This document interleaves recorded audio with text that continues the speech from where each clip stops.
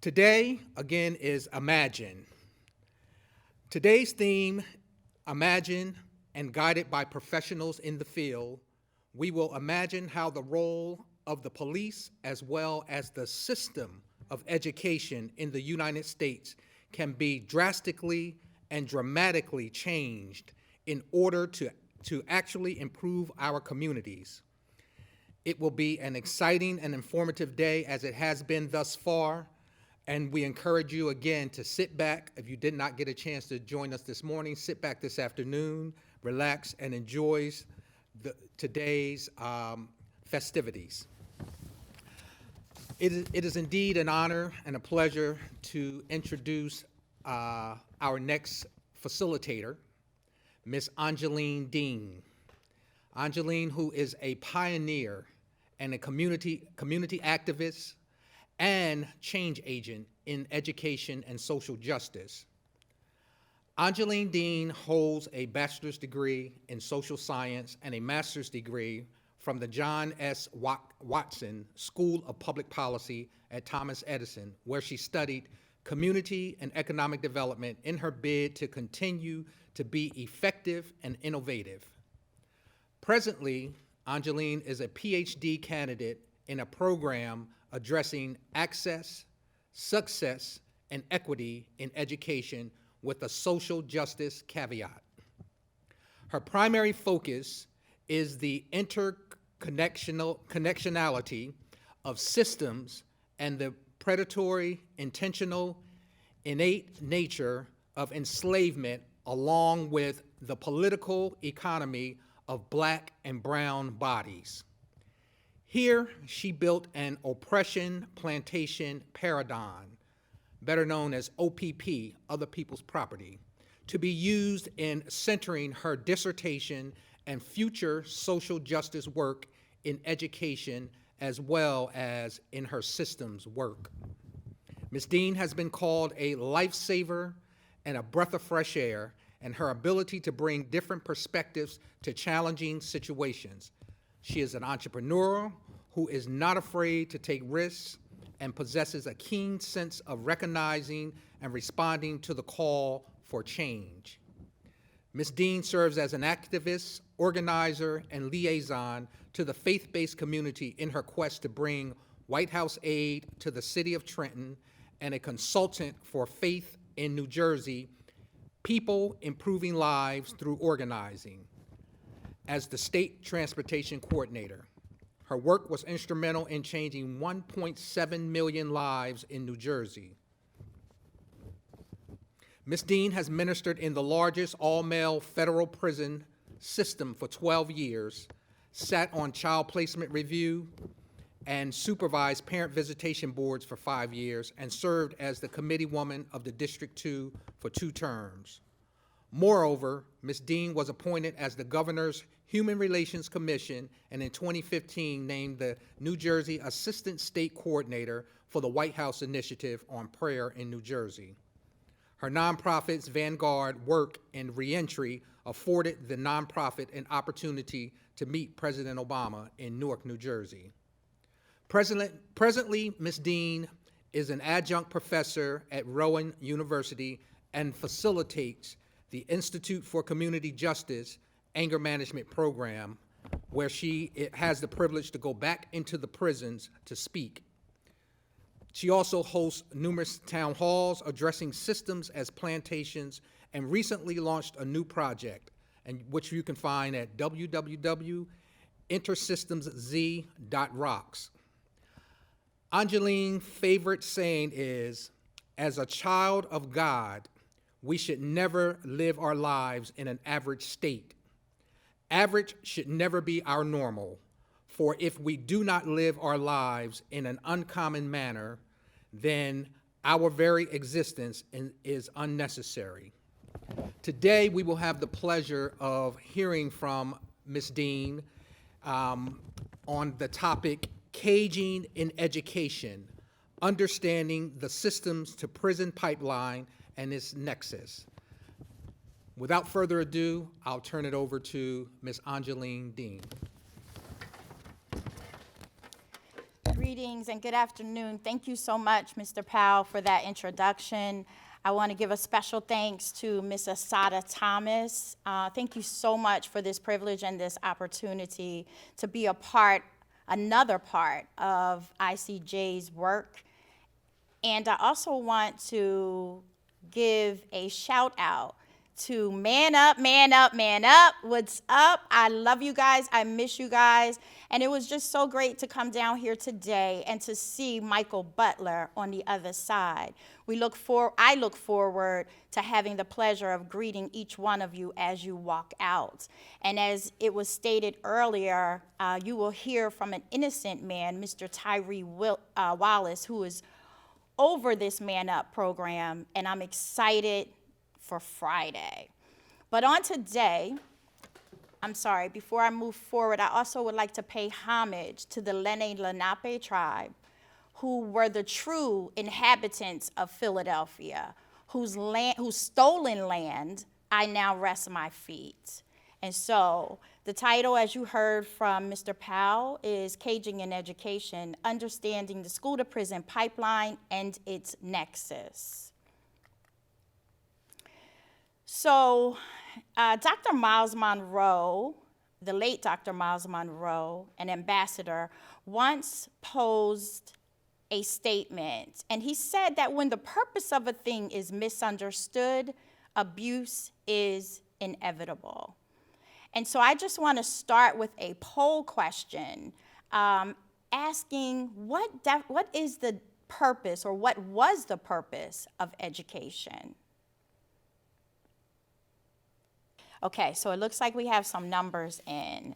So 42 said class structure, 25% said innate citizenry, 24% said to promote religion, 17% said society, and 17% said to end liberty. So the primary focus and purpose of education initially was to promote religion. So those who answered to promote religion, you are absolutely correct. That was its primary purpose, those 24%. And so I just want to go over, and we're going to tie this in as we move forward. We're going to walk through a journey today to understand the predatorial and the intentionality of both the prison pipeline and its nexus. These things just did not happen by happenstance. And so Ta-Nehisi Coates once said, in America, it is traditional to destroy the black body. In fact, it is heritage. And so when we look at these plantation structures, because a lot of what we're going to be discussing today is still based and still lies in the plantation structures. And so we look at kidnapping, we look at enslavement, we look at torture, we look at bans on testifying against whites and lynching and mob violence. We look at cultural erasure.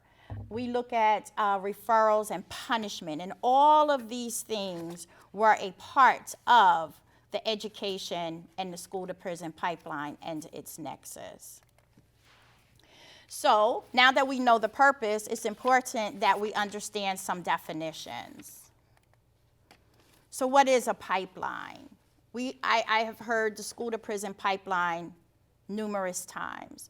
So we need to understand that the pipeline is the process or the channel through which supply comes through. It is a state of development, preparation, and production, and it is the system that is used for that process. And this is the course that the individual advances through. The nexus is the connection or connections or the link to that system. So as we talk today, it's the teacher and the student. That is definitely the link. So as we look at the nexus, this is a causal link. So meaning that there's various intersections that are happening: race and identity, poverty and crime, race and economics, labor and economics, politics and economics, systems that have created genocide and economics. But I can assure you, it is always about economics, economics, economics. So a little about the history. So schools in the 1600s to the 1800s. Well, of course, most of us are aware that many black bodies were not afforded an opportunity to go to school. And I'm not sure how many may know that because of religion, the indigenous people absolutely refused to lose their culture. And in fact, many of them were willing to die, and they did die. So I'm going to go a little bit out of order. I know I have juvenile reformatories first, but I'm going to start with common schools. So common schools were a school that was slated to bring all children together to reduce the social class conflict, end crime and poverty, provide equity, the same things that you hear today. It was based upon this notion of a nation state. We hear that term as well. But what exactly does that mean? It's a cultural world theory that comes through recognizing that the nation exists of a culture, an image, and a geography. State refers to the government that all of that nation reigns up under. So during this time, the common school movement was, it took off. In fact, Noah Webster, he's not the one who put that together, but where we get our Webster's Dictionary from, he was one of the main leaders around this movement. He was said to have also been an abolitionist against enslavement. However, he strongly proposed one single culture. So I kind of go back and forth with how much abolitioning were you really doing. If there was only one single culture that you were promoting, totally against multiculturalism, and that culture was white, Anglo-Saxon dominant, with this westernized concept that we still hear many talk about today. In fact, we still hear this administration speak about this westernized concept to loyalty to one's government, and how that equals patriotism. So these schools heavily relied, and they were strongly, again, built upon this notion of promoting religion, this Anglo-Saxon Protestant religion. And so it was obedience to the law, it was about virtue and morals, and it was also about discipline. How we get our local and state funding ideas came through this common school movement. And so that's how common schools operated. Lancastrian schools, however, they were built for impoverished children, pretty much black and brown children. And they were designed, they were the cheapest of the ones that were built. So imagine, if they're the cheapest, they're going to be found everywhere. So they were built for impoverished children, and the reasons they were built is they were to help them to develop morals, moral character development. These schools were very systematic. They were about order and obedience. They were very robotic. And some may get a little annoyed with my next statement, and I'm okay with that because I've been in enough charter schools.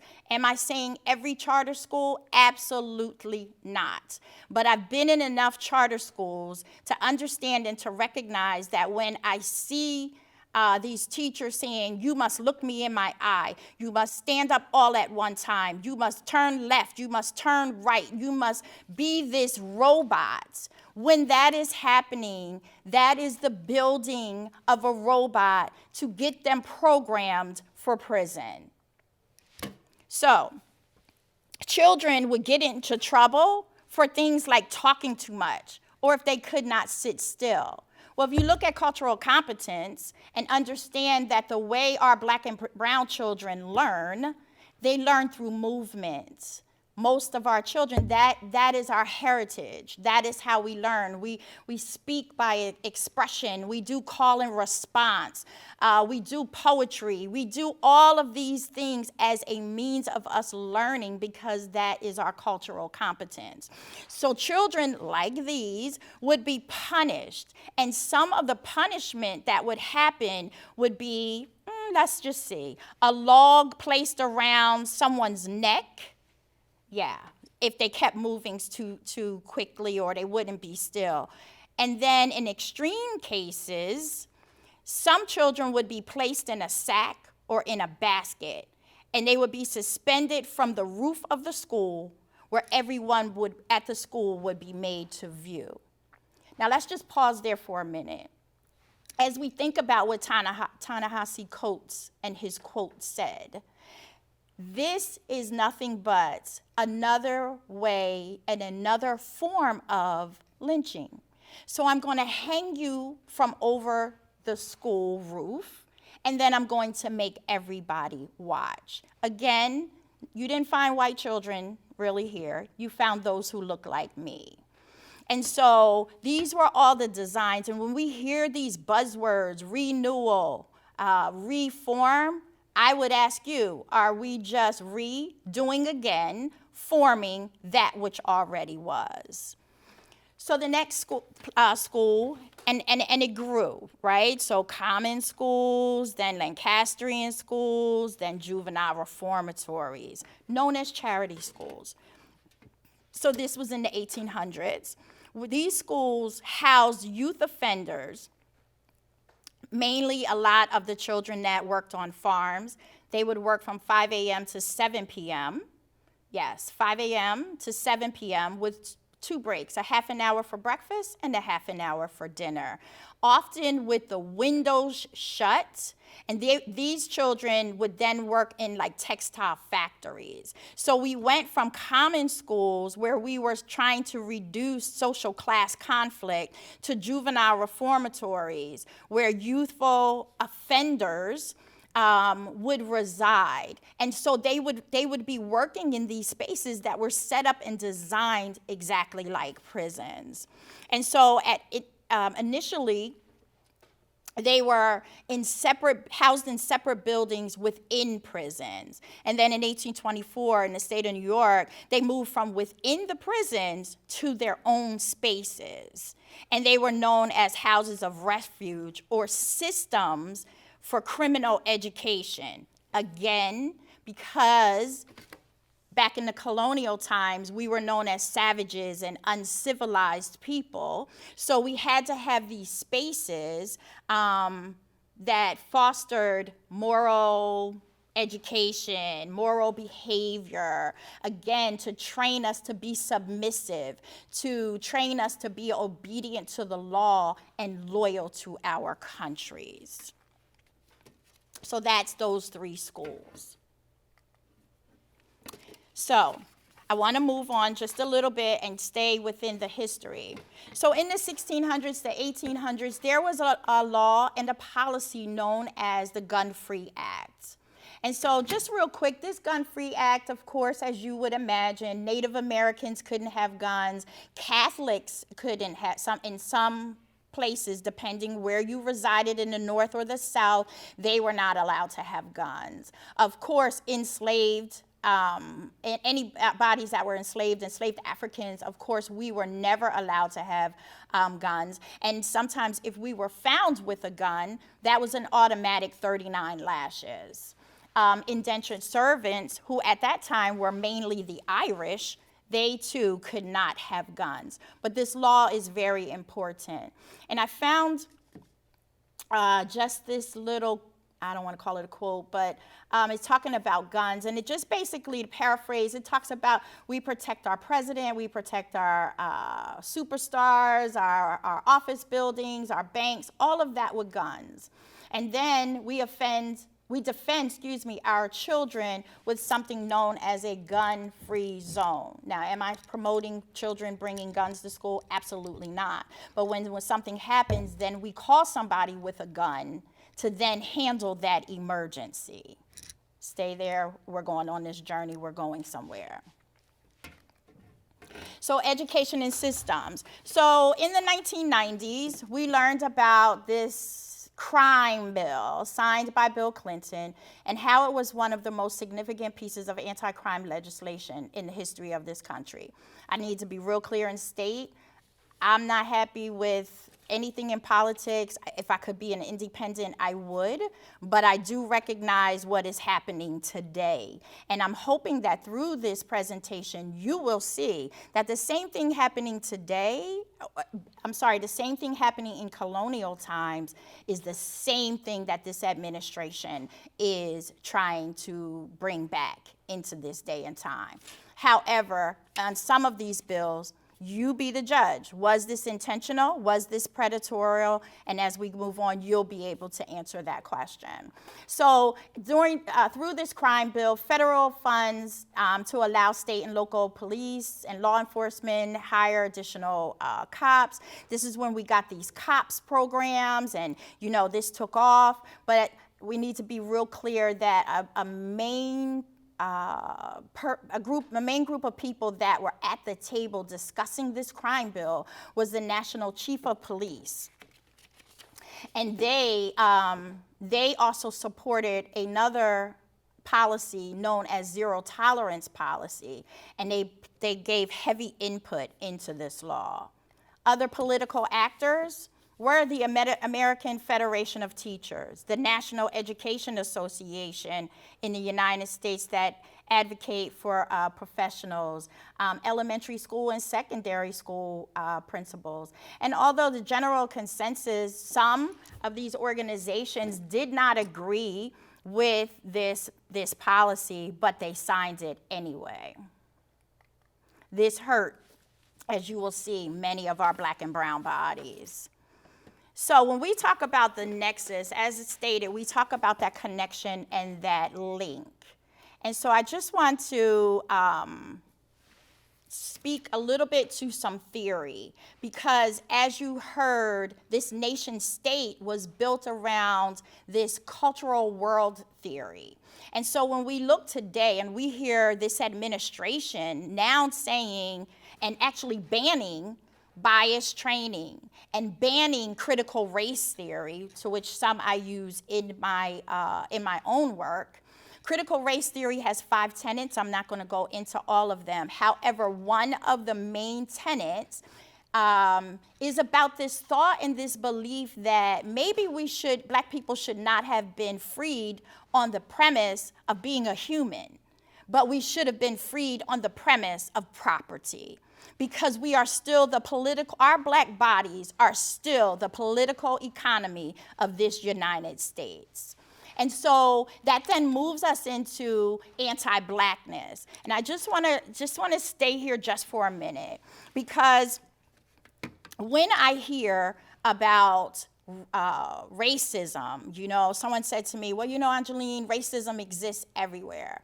And I had to say, I'm not talking about racism. I'm talking about anti-Blackness. And I need to be very clear in what I'm speaking about. So what is the difference? Racism at least acknowledges that, yes, I'm doing this against a person. Anti-Blackness is like what we saw with Breonna Taylor, where we had a Black man stand there and tell us that nothing's going to be charged against her being assassinated and murdered. And so when you do that, you rendered what he did, and that this whole administration rendered her body invisible. They said she never existed. That's what happened when we saw that ruling come down. They said, oh, no, absolutely. Breonna Taylor, like, who is that? I'm more concerned about the bullets that went into the next door neighbor's house, because I see him and I don't see her. And that's what happens with anti-Blackness. We are rendered invisible. And that's what happened with her body. So we are not human, and she was not human. She was not worthy to be seen because she was Black. Let's be very clear about the difference in what we mean when we speak about racism and when we speak about anti-Blackness. Bodies out of place theory is just another amazing theory that deals with not just the behavior, but the place or geography where that behavior is taking place. And so the behavior could be in school, but the behavior could also be in our communities and in our communities of color in particular. So it's convenient at some point in times for our bodies to be in a space, i.e. in school when it's also building the economy, or i.e. in prison when it's also building the economy. But if it's in another space and we need that space due to gentrification, then your body is in the way. So that's what bodies out of place theory basically speaks to. Now the next two, deterrence, which is a rational choice theory, and broken window theory, are important to the gun law and the anti-crime bill. So, zero tolerance was a law that said there will be zero tolerance for any guns in schools. Zero tolerance really played a major part in discipline. However, the theoretical foundation of that crime bill, as well as the Gun Act from the 1800s, is fostered in criminology itself. So it was this thought process that suggested that people will guide themselves in their behavior if they understood that punishment was coming. And so the deterrence theory basically talked about they'd be smart enough to make a rational choice in what to do and what to do next.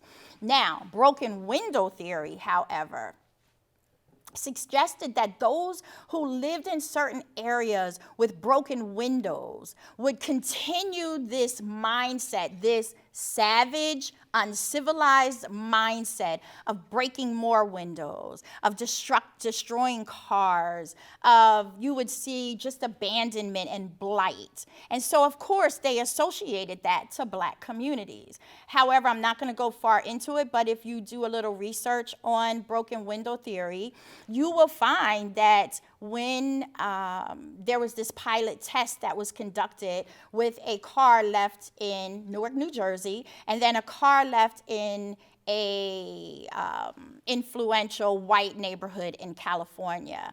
And you will also read that just as much damage and stealing and vandalism, whatever, however you want to say it, what had happened in Newark also took place in California with wealthy, elite white people. And so this theory was then attached to these laws, but saying that we are now going to put these resource officers in your Black schools. We are now going to increase policing in your Black schools. And we are also going to increase policing in the stop and frisk, because this is also the law that was attached to stop and frisk around policing. And who was disproportionately targeted? Black bodies. And so this was the law around policing. So even policing, as we think of policing on the outside, it's also this policing that's happening on the inside with Black and brown bodies. In fact, it's called order maintenance. So we're going to maintain order at however we need to do it. Some statistics. Now, I just want to start by saying, even before I go here, I just want to start by saying that these statistics are just a little outdated, maybe by 3 or 4 years, and here's why.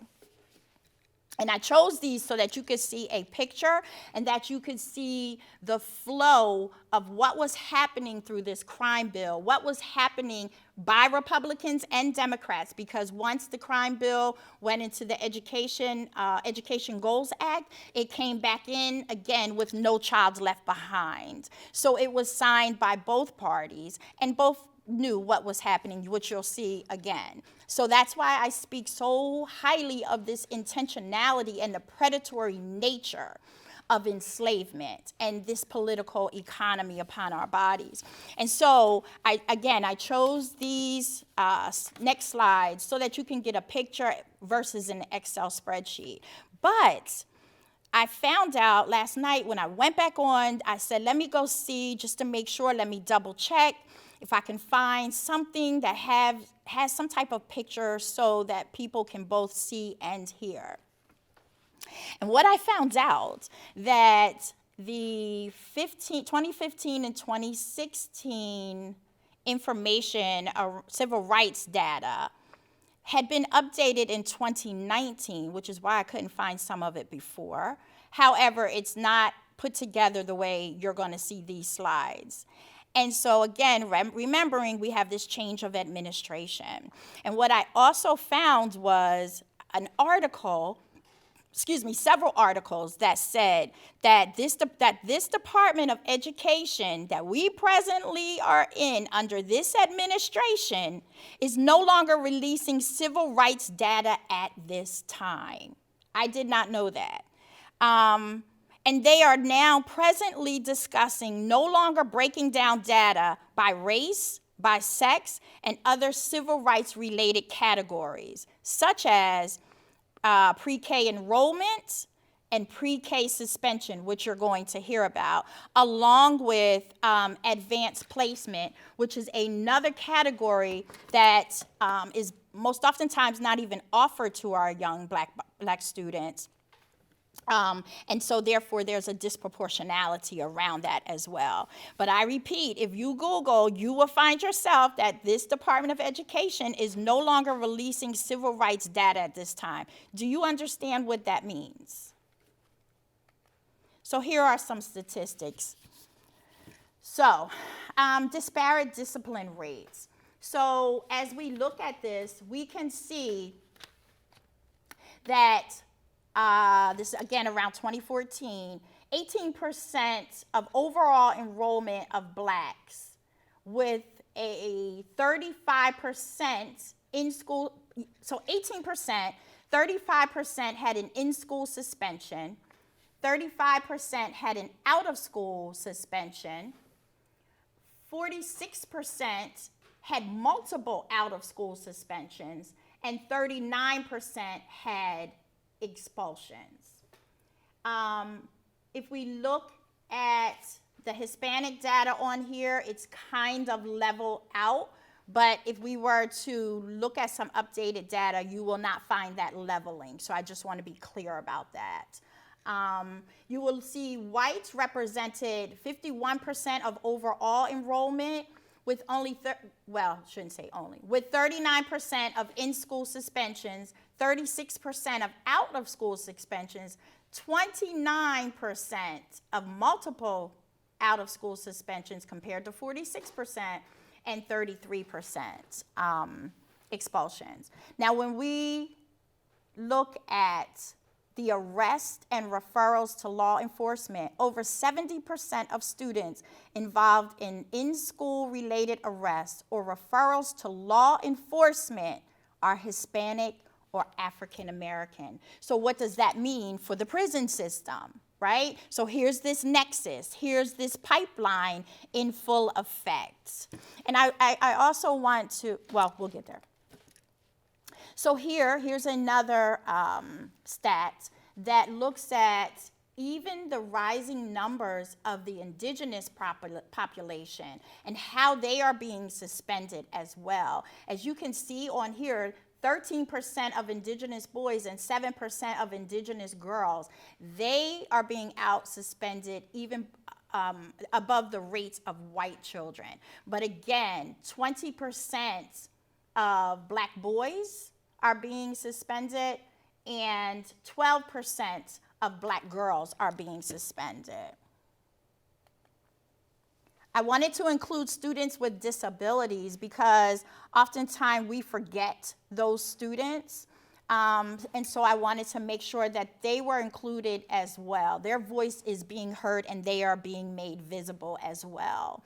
So once again, indigenous numbers, we see 29% of indigenous boys and 20% of indigenous girls. And we see 27% of boys and 19% of girls. Again, high numbers. Also, looking at those with 2 or more races, We see 34% of boys and 27% of girls. I don't have the breakdown of how those races are broken down, just an FYI. Again, students with disabilities subjected to mechanical restraints by race and ethnicity. So we see students with 55% that are white with disabilities, and 47% of these students are subjected to mechanical restraints. Still high numbers. In our black population, we see that the students with disabilities only represent 19%, yet they are subjected to mechanical restraint at 36%. Again, that's like that wood block being around your neck. You are restrained once again. This is that animalistic behavior and that anti-blackness where you are not human. Here, students subjected to referrals to law enforcement or school-related arrests by race and ethnicity. So 51% of whites enrolled represent 41% of referrals to law enforcement and 39% of school-related arrests. Two or more races, in a perfect world, this is how our numbers should look between two or more races and the Hispanic and Latino. Again, this is some outdated, but I just, again, wanted you to see that in certain breakdowns, what is still happening and the growth that has happened. And again, remembering that this administration has not really released anything, and they will no longer be releasing civil rights data at this time. So here we see 16% of enrollment of black bodies, yet a 27% referral to law enforcement and a 31% school-related arrests. Now let's look at preschool. So in 2014, this report came out. They started collecting preschool data in 2011 and 2012. 48% of preschool children received more than one out-of-school suspension, yet only made up 18% of the enrollment. Yet 26% of white preschool children receive more than one suspension and make up 43% of the enrollment. As we know, boys are suspended at a higher rate. They make up 54% of preschool enrollment. 79% are suspended once, and 82% are suspended multiple times. We are talking about preschool. African American girls represent 20% of female preschool enrollment, but 54% of female preschool children receive one or more out-of-school suspension. African American preschool children are 3.6 times more likely to receive one or more out-of-school suspension as their white counterparts. And so, this again is not the latest, but I wanted you to travel with me to see this progression. And here we go again with some preschool numbers. You can see them yourselves. Again, with enrollment, again, single out-of-school suspensions and multiple out-of-school suspensions, preschool. Okay, so I wanted to go to this slide. So, this bill was signed in 1994. They understood its linkage, A, to colonial schools, B, they understood its linkage, these bills, I should say, and they also understood the linkage to the suspension rates. So if we look here, okay, so maybe they didn't know in 1973, but by 2006, we see suspension rates rising again. Who is the main target? Blacks, indigenous, and Hispanic. And so I'm asking you, what are your thoughts? So I want to go now to poll question 2, and I want to do poll question 2 and poll question 3 together, if I may. 2, what percentage of the nation's schools have no teachers of color? .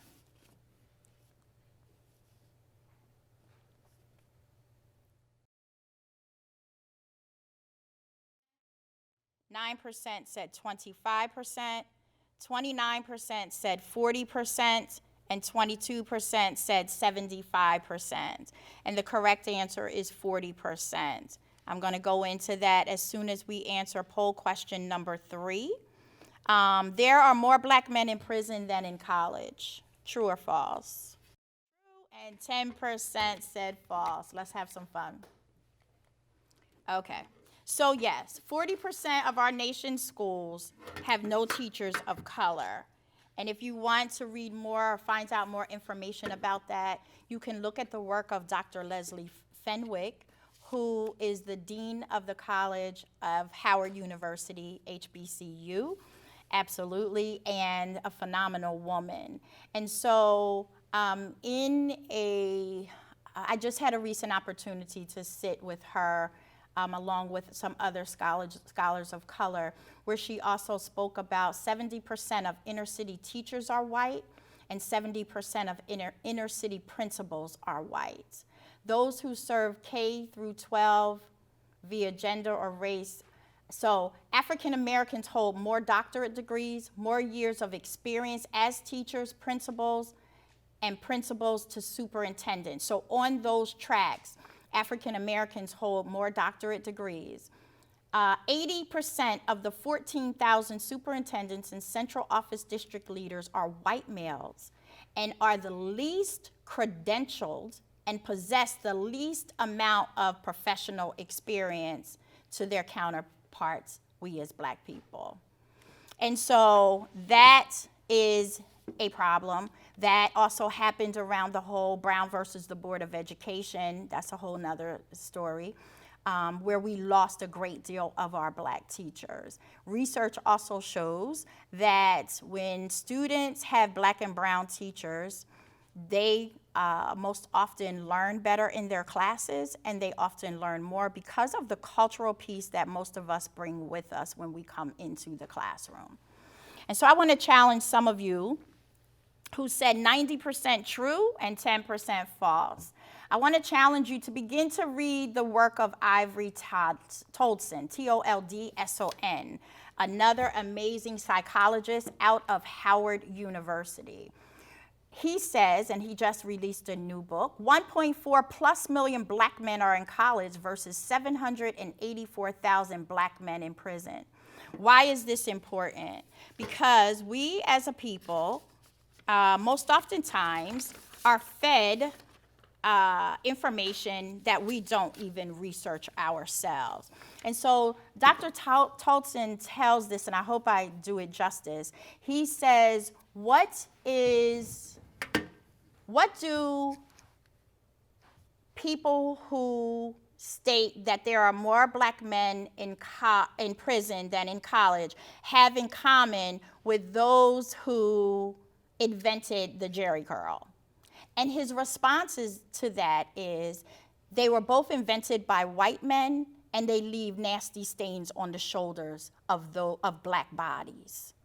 Why is that important? Because he begins to talk about how we as a people take these narratives and we don't research them for ourselves, and then we further expose our communities and our children and our families to these deficit narratives that we've heard or we've read in certain journals. Because I have seen this myself in another journal linked to the penal system, and yet I too never challenged it, never looked it up, any of those things, until I started looking at the work of Dr. Toldson. So we were challenged as black scholars to make sure that we are countering some of these narratives, that we are doing the research, and that we are just not listening to what we have heard and taking it and running with it.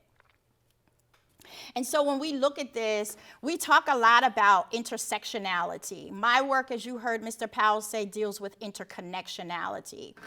this stuff, these systems that I also heard Ms. Thomas talking about, policing and prison and education and the laws and all of these things were designed to shackle us. Even how housing plays its part, mental health plays its part, healthcare period plays its part.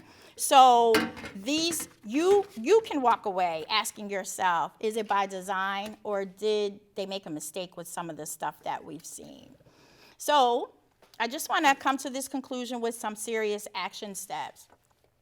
I want to ask many of you to attend the school board meetings and the council meetings in your communities. I want to ask you to examine the budgets of your school board, your police department, and your county. And if you don't know how to read those budgets, hook up with an organization that does, because I have a friend who's been doing some of this county work, and the things that she is finding, we as a community, we need to know and understand. Also, check your pension funds and your hedge funds accounts, because most oftentimes we are fighting for justice on one hand and on one end, but our money is being pulled from our checks and our 401k plans, and even the banks that we subscribe to. Where is that money going? So a lot of that money is going to keep these prison systems and these systems of mode in operation. Another action step is grieving and rest as a form of resistance. What does that mean? Balance your life. I just heard somebody tell me the other day, I just can't cry. And I'm like, no, you need to cry. So let's recognize grieving and resting as a form of resistance. Check your socialization scale. What does that mean? I'm going to come back to that one. So demand culturally competent, anti-racist, and anti-blackness curriculum in your schools.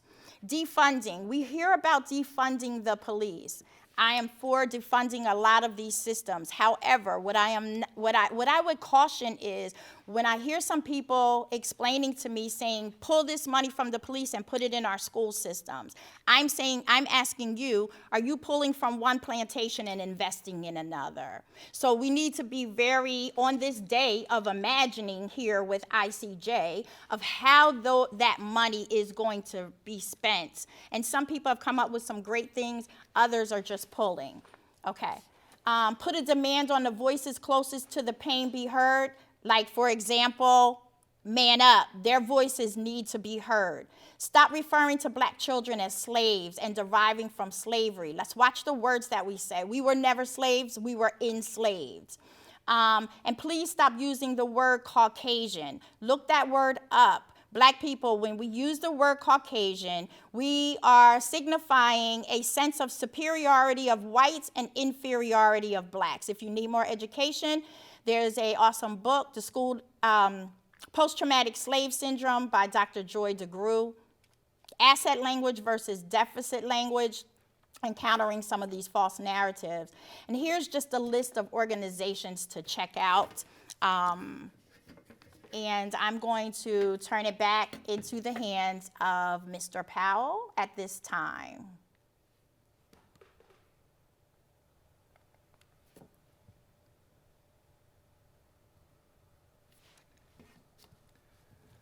Well, thank you, Angeline Dean, for that astounding and powerful presentation and your overview of caging in education, understanding the school to prison pipeline and its nexus. I tell you, it's really an ideal time to speak on such a subject as we all can relate to right now during these distressed times and of unrest and protest in America. We hope that you all were enlightened by the detailed and comprehensive presentation by Ms. Dean, and hope that you were educated and moved with the information that she shared about interconnectionality of systems and the predatory, intentional, innate nature of enslavement, along with political economy of black and brown bodies. We thank you, Ms. Dean, as always, for the information that you shared with us. We want to go to now talk, you heard us talk a little bit about Man Up, and I want to cue in a young man who has been with us at ICJ for about a year and a half or so, Radi Hammett. Radi came to us when he was released from prison, specifically for services at ICJ. And through that effort and his diligence in making sure that he reunite with his family, get reacclimated back to society, and really come home to make a difference and be a change agent in the work of reentry, he presented himself in a way that we were able to bring Radi on first as one of our community outreach workers, where he did a phenomenal job for about 6 months out in the community, talking about the work of reentry services. From that, we were able to bring Radi on as a full-time employee with Philadelphia Fight and the Institute for Community Justice, where he now serves as a full-time prison linkage specialist and work with many of the men and women behind the walls in preparing them and supporting them for their return home. Along with that, Radi has taken on the challenge of the Man Up initiative that ICJ has adopted and been a great support and partnership with at SCI Phoenix. And Radi has been our point of contact in making sure that he become educated and well acquainted with the founders and the movement of Man Up. He's been out over this past year in the forefront of the Man Up movement and have been instrumental in supporting ICJ in creating the first Man Up Hub that we host at ICJ. Whereas when individuals come home, they're able to take advantage of peer support, mentoring right on site. The movement was phenomenal prior to the pandemic, where we had a pit stop or a pitfall for a moment due to all that occurred during the pandemic time from March up until July. And just recently, we have been able to kind of reinvigorate that movement and get back on track with the work of Man Up. So Radi, again, have been holding virtual Man Up sessions on Thursday. We're looking in phase 2 to begin doing small classes on site of Man Up and group meetings again. And even more so, just launched our new mentoring component in partnership with the Juvenile Justice Center of Philadelphia, where he and a group of the Man Up individuals have been partnering with JJC and mentoring and hosting group sessions once a week with those individuals with their AERC center, which is a reentry center for juveniles once they come home. So there's some great work happening with Man Up, and I want to cue in Radi at this time so that you can meet Radi and have the ability to learn more about Man Up as we again gear up to hear from the Man Up founder on Friday, Mr. Tyree Wallace. So without further ado, if we can cue up Man Up's, Radi's video for the Man Up program. My name is Radi Hammett. I am the liaison for the Man Up Association. Tyree Wallace is the president of Man Up, and basically he had a vision. His vision that he foreseen was to actually be a staple in the community, to have men come home that were formerly incarcerated, that's making that transition back into society, for him to have a program set up for them so that they could be able to be a part of the community, engage with the community, the same communities that we were not once always being a positive influence in. Now we have a chance to actually maintain a positive relationship with the elderly, with the block captains in the community. I couldn't even imagine being behind the walls of the penitentiary for 23 years now If I'm not mistaken, that's how long he's been there and didn't do it. But at the end of the day, his selfless behavior allowed him to be able to create a program, create a pathway, create a sense of accountability for those men like myself. I've been home for 3 years now, and to be able to come home and show that I'm not what my state number says. This is who I am right now. It's an honor to represent his program. The Man Up Association is an honor to be the liaison, and it's an honor to know Tyree. It's an honor to know Tyree because when you know Tyree, then you have made a friend for life and a brother for life. And you know, a lot of times I get emotional just thinking about what he could be going through right now, um, sitting in that cell, knowing that he didn't do what they say he did. And I pray for him a lot, and I believe that his day is coming for him to be released, for him to be free.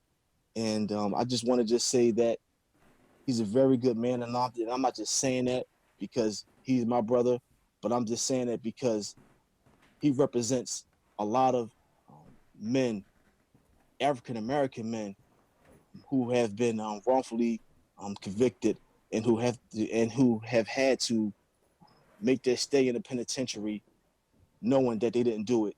But at the end of the day, he didn't give up. He stayed the course. And I don't know anyone, me personally, I don't know anyone that has been wrongfully convicted of something and that put that to the side, but still had the time to create a program for the betterment of the men in the community so that they won't be in the predicament that he was in or even that I was in when I was incarcerated. And I just know that great things are on the horizon for the Man Up Association, for Tyree Wallace. And I just want to just say that, you know, I just pray that he comes home and that he gets to live his life like he always wanted to and like he always talks about living.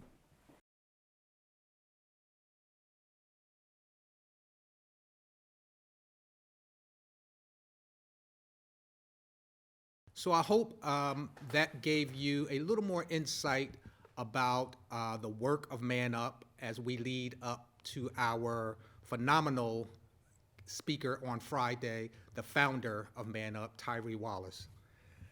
Today has been a phenomenal day, day 2 of ICJ's Justice, Reentry, and Healthcare Virtual Summit. We hope that you enjoyed today. In closing, I just want to take this opportunity to thank Dr. Jacqueline Bailey Davis for our morning opening workshop on evolving Philadelphia police and community relations from fragility to forgiveness by the utilization of the ABC model. Also, we want to thank our Art as Resistance presenters today, Anne Marie Kirk and Jalen Davis from Art for Justice, and Sophia Verdalis from Prison Arts. We want to thank them for their presentation of the Art as Resistance segment of today's event. And of course, this afternoon, my sister, Angeline Dean, on her phenomenal workshop on caging in education, understanding the school to prison pipeline and its nexus. And last but not least, we can't forget our presenters for today from Man Up. We thank you again for joining us on day 2, which our theme was Imagine, and invite you to return tomorrow morning on day 3, where we will focus, our theme tomorrow will be Grow, and we will focus on 2 areas. Our morning guests will be from the Defenders Association of Philadelphia, where they will present on Know Your Systems, Navigating the New Norm. And then in the afternoon, we will focus our energy on Amend the 13th Movement, which we will focus around voter registration and the importance of making sure that we vote, vote, vote. I also want to put in, lastly, a plug for our services at ICJ. We are truly a one-stop shop reentry operation where we invite you to please reach out to us if there is a need for anyone that has a need for healthcare and behavioral health services, workforce development, which consists of employment and training opportunities. Let's not forget again our Man Up mentoring and peer support group, and many of our reentry programs and services around classes that we offer, which is the anger management that Ms. Dean actually instructs, our family reunification program, parenting, digital literacy, and GED services.